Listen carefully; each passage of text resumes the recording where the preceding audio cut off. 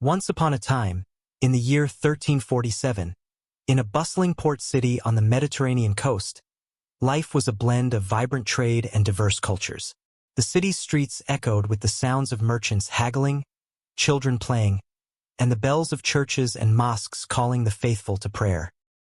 In this city lived a young apprentice named Marco. Marco worked for a wealthy merchant, unloading ships that arrived from distant lands, bringing spices, silks, and other exotic goods. One autumn day, a fleet of trading ships docked at the harbor. These ships, however, brought more than just goods. They carried a silent and deadly passenger, the Black Death. The sailors aboard the ships were gravely ill, their bodies marked with black swellings and feverish eyes. Some had died en route, their corpses left in the hulls. As the ship's cargo was unloaded, rats scurried off the vessels, carrying fleas infected with Yersinia pestis, the bacterium that caused the plague. Marco and his fellow workers noticed the strange behavior of the sailors but continued with their tasks, unaware of the impending doom. Within days, the plague began to spread. People fell ill with terrifying speed, suffering from fever, chills, and the telltale buboes, painful swollen lymph nodes. Marco's family was among the first to be affected. His younger sister, Isabella, developed a high fever and large, dark swellings.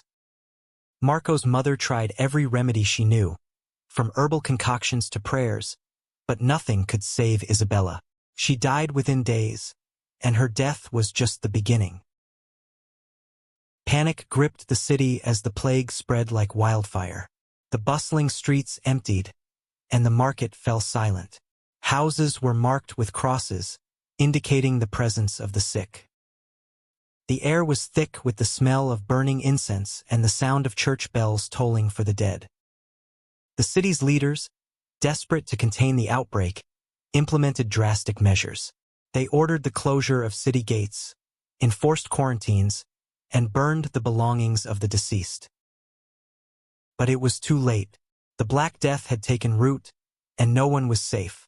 Marco, now an orphan, witnessed the collapse of his once thriving city. He saw friends and neighbors succumb to the plague, their bodies collected by cartloads and buried in mass graves outside the city walls. The death toll was staggering, and the city's population was decimated.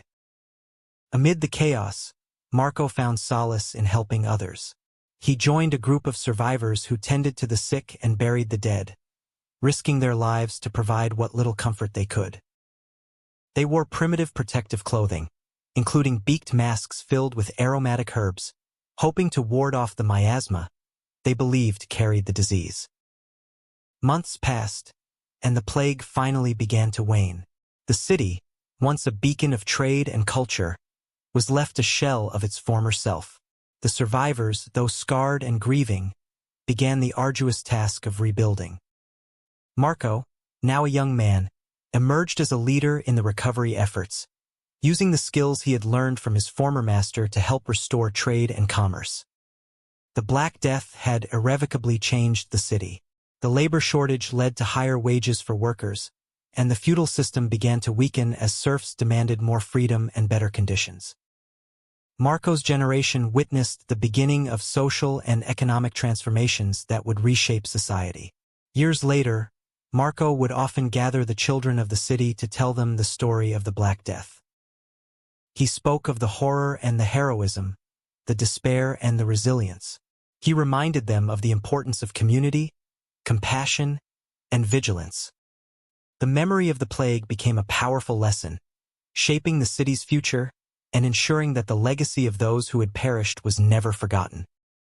And so, the city endured, a testament to human resilience and the capacity to rebuild and renew in the face of unimaginable adversity.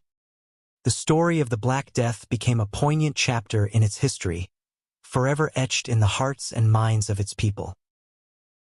The Black Death, also known as the Plague, was one of the most devastating pandemics in human history. The Black Death occurred in the mid-14th century, peaking in Europe between 1347 and 1351. It is believed to have originated in the arid plains of Central Asia, from where it traveled along the Silk Road and reached Europe via merchant ships. The disease was caused by the bacterium Yersinia pestis. The bacterium was transmitted to humans through the bites of infected fleas carried by black rats. Symptoms: bubonic plague, characterized by swollen and painful lymph nodes, buboes, fever, chills, headache, fatigue, and muscle aches. Septicemic plague involved bacteria multiplying in the blood, leading to symptoms such as abdominal pain, shock, and bleeding into the skin and other organs. Pneumonic plague affected the lungs and was highly contagious through respiratory droplets, causing severe respiratory issues. The Black Death is estimated to have killed 75 to 200 million people in Eurasia, with around 30 to 60% of Europe's population perishing.